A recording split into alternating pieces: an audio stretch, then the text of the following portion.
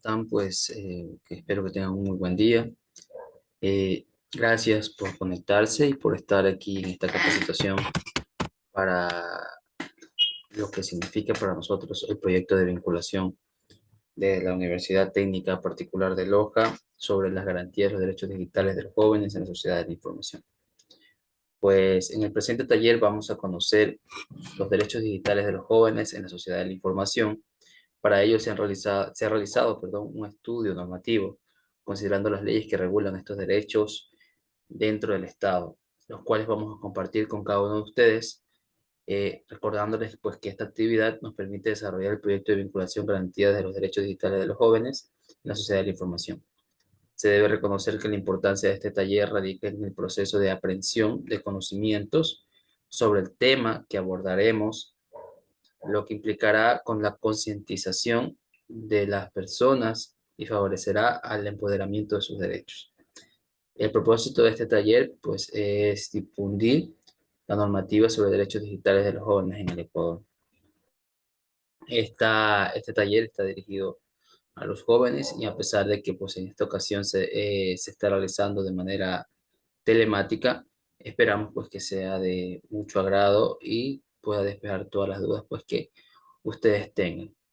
La intención de este taller, pues, es concienciar, pues, a las personas y a los grupos, pues, prioritarios de todos los sectores sobre los derechos digitales en las sociedades de la información. Y de esta manera tener como el objetivo capacitar a la colectividad sobre esta normativa que protege sus derechos y conocer la percepción de los jóvenes a través del tema a manejarse. Eh, Bueno, esto es todo, pues, y vamos a entrar de lleno con lo que es el taller. Como antes, pues, de iniciar la grabación, conversábamos, alguien preguntaba cuál era el fin de los talleres de este taller de vinculación, y les mencionaba al respecto, pues, que las garantías de derechos digitales es un tema muy interesante en nuestra sociedad, ya que aborda muchas áreas y muchas situaciones que desconocemos los seres humanos, desconocemos desde el punto de vista lógico y desde el punto de vista de nuestros derechos, aquellas garantías que tenemos los jóvenes y la sociedad en general en cuanto al tema digital. Y pues comentaba al respecto que estamos en una sociedad de información donde cada día las cosas y el acceso, las comunicaciones a la información pues lleva consigo también ciertos riesgos. Entonces, una vez dicho esto, entramos en materia para realizar la exposición del tema.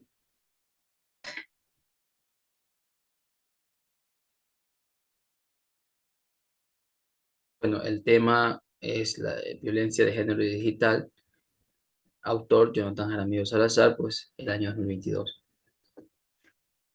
Debemos reconocer que en nuestro país, en relación al carácter constitucional, se prohíbe todo tipo de violencia de género. A pesar de ello, es innegable reconocer que en la actualidad este tipo de violencia va en aumento por la facilidad que existe para acceder a las redes sociales por medio de la tecnología que está al alcance de todos. Esto incluye que los avances digitales y la protección de los derechos de las personas, con la finalidad de evitar que sufran algún tipo de discriminación producto de la violencia digital de género, trae consigo un análisis muy interesante que puede ser considerado desde varios aspectos. Yo lo he considerado desde el aspecto constitucional, el aspecto penal y el aspecto laboral.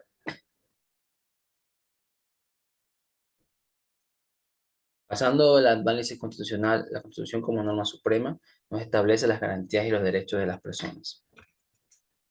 Es así que en el artículo 39 la Constitución habla sobre que el Estado garantizará el derecho de los jóvenes y habla que nadie podrá ser discriminado en el artículo 11, literal 2 de la Constitución. En cuanto a las garantías, habla que todos los seres humanos tenemos, o en nuestra Constitución reconoce la garantía de una vida libre de violencia en el ámbito público y privado. Llegando a nuestra normativa penal, nuestra legislación penal nos refiere como una de las partes o los aspectos de la violencia digital está el hostigamiento. Dentro de este es penado con una pena privativa de libertad de 6 meses a un año. Analizando un poco el contexto, un poco de lo que nos habla este tema, nos refiere nos refiere el tema a lo siguiente. Dice, la persona natural o jurídica que por sí mismo, por terceros, o a través de cualquier medio tecnológico, digital, moleste, perturbe o angustie de forma insistente o reiterada a otra, será sancionada con una pena privativa de libertad de 6 meses a un año. Pues esto quiere decir que la persona que sea molestada por cualquier medio, pues podrá ser sancionada con una pena privativa de libertad de 6 meses a un año. Recordemos que esto incluye que puede ser realizado por cualquier medio tecnológico. Por su parte, la Ley Orgánica Integral para prevenir y erradicar la violencia contra las mujeres, en el artículo 10 habla, si bien es cierto, de varios ámbitos de violencia y la define como tipos de violencia. Dentro de estos tipos de violencia encontramos información muy interesante que es sobre la violencia sexual digital y refiere que es toda acción que implique principalmente la vulneración o restricción del derecho a la intimidad realizada contra las mujeres en el ámbito del entorno digital o a través de cualquiera de las tecnologías de información o comunicación mediante la utilización de contenido personal íntimo que contenga representación visual de desnudos, semidesnudos o actitudes sexuales que la mujer le haya confiado de su intimidad o que haya sido obtenido por cualquier medio.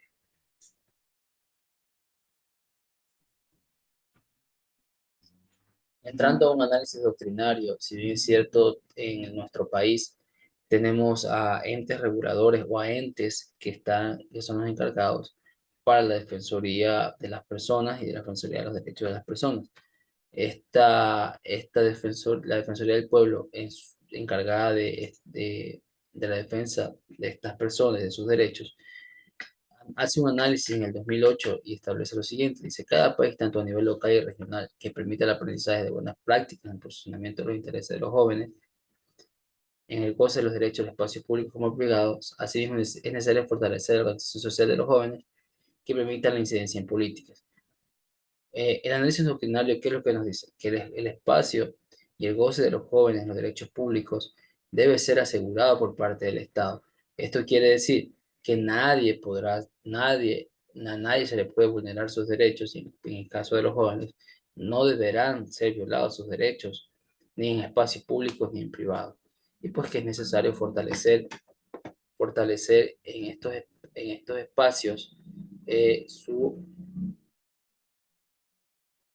incidencia en políticas. Disculparán pues la bulla, estamos en un horario de muchas situaciones, ¿no? Tomando un análisis de comparativa internacional, en análisis doctrinario, la CODEPREP, que es la Comisión Presidencial Coordinadora de la Política del Ejecutivo en materia de derechos humanos de Guatemala, habla sobre quiénes deben garantizar los derechos.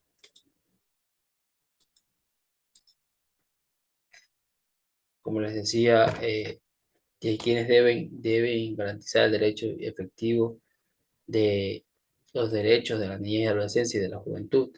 Esto nos habla de algo muy interesante y que es muy puntual y apunta a nosotros a entender pues, que tenemos una realidad social y que esto le debe realizar la institucionalidad del Estado por medio de funcionarios y funcionarias.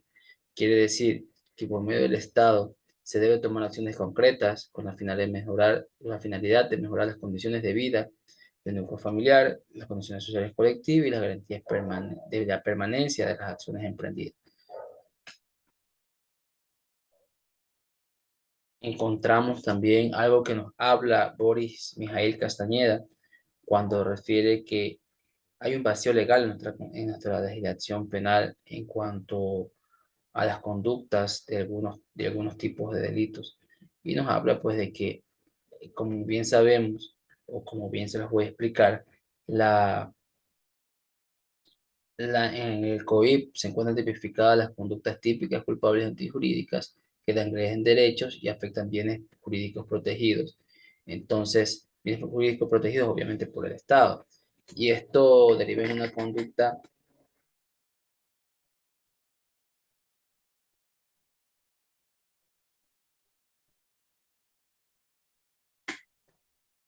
que reúne pues todos los requisitos para ser consideradas como un delito.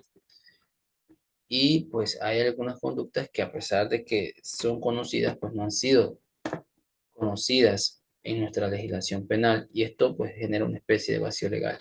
Esto es muy interesante porque hay aspectos que no son considerados en nuestra legislación penal, dando paso a que la norma, al no estar contenida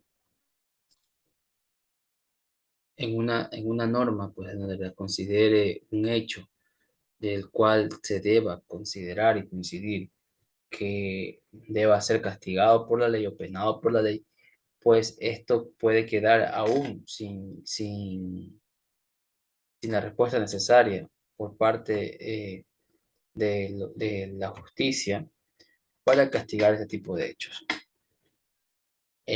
Su parte, Carlos Alberto Montalvo en el 2015 nos refiere que los actos de hostigamiento, si bien se producen en un breve espacio de tiempo, pues la víctima vive un estado de humillación constante al saber que la información está siendo publicada en Internet. Y esto necesita un acompañamiento psicológico para estas personas. Entonces, bajo un comentario personal, pienso y considero que si bien es cierto, la Constitución reconoce que nadie debe ser discriminado y que los mecanismos de derecho para las personas, que bien, si bien es cierto, deben ser respetados, en materia penal es real que se conoce que hay delitos digitales, pero a pesar de aquello, en torno a la violencia de género hay mucho que hacer. Esto quiere decir que hay delitos, hay condiciones, hay situaciones que a pesar de ser constantes o de estar contenidas en esta legislación, no son sancionadas. En materia social y laboral, eh, nos habla de que la vulneración de derechos y restricción a la intimidad es un hecho del que se deben establecer mecanismos claros y adecuados para salvaguardar los derechos de las personas. Eh, Basándonos a un contexto bajo un comentario personal, creo que aún en nuestra legislación penal hay mucho por hacer. Las víctimas hay mucho que trabajar en las víctimas para que no vuelvan a sufrir de manera reiterada un daño o no vuelvan a recibir de manera reiterada el daño por el daño sufrido. Y esto puede garantizar la normativa legal.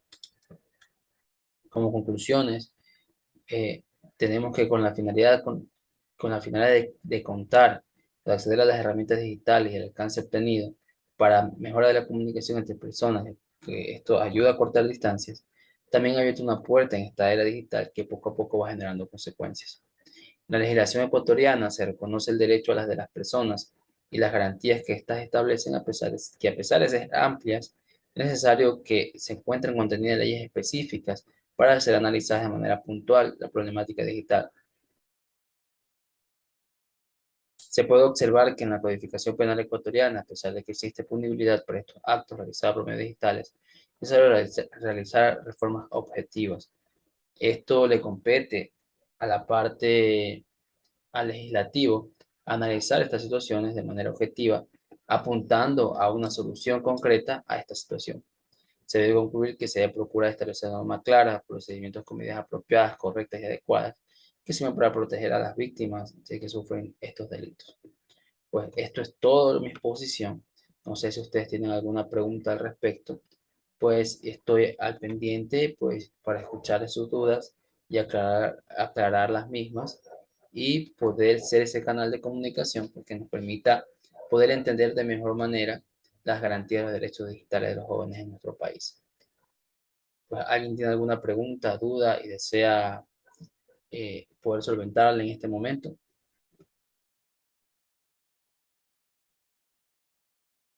Bueno, como no hay preguntas, sin más, agradecerles a ustedes por la atención brindada, por el tiempo prestado, por darse el tiempo para escuchar esta charla y espero pues que esta sea de gran ayuda para sus conocimientos y el conocimiento de sus derechos. Gracias.